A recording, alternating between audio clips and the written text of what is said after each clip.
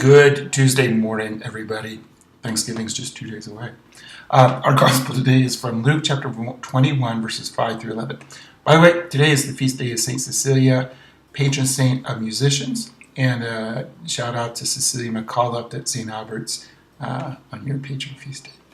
Anyway, so our gospel, we actually heard this in the our Sunday readings a couple weeks ago.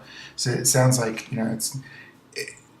they're at the temple. People are like, isn't this temple beautiful? And Jesus like, all this stuff you see, gonna be gone. Then he talks about what seems to be the kind of the signs of chaos, the signs of chaos, but the signs of destructions, signs of change.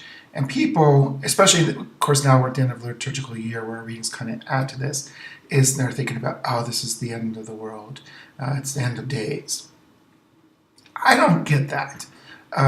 Here's where it speaks to me. Back in seminary, I learned a word about apocalypse. Of course, I've heard about apocalypse.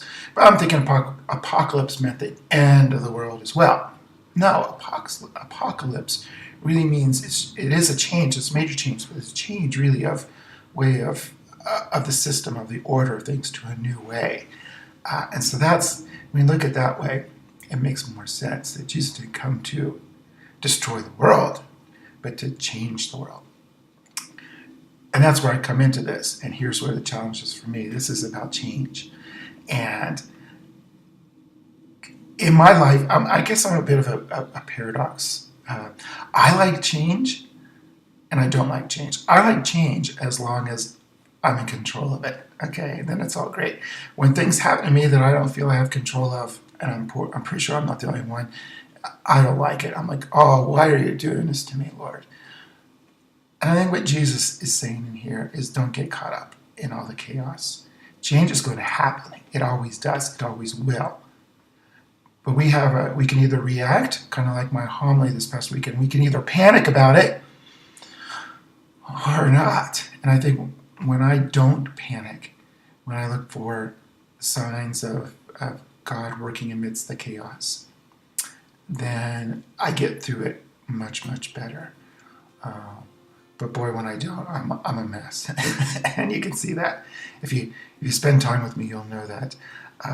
So the message for me always in these is it's going to happen, change will happen. And the things I think that always will be solid won't. But for me, Bob, it's calm. Don't panic.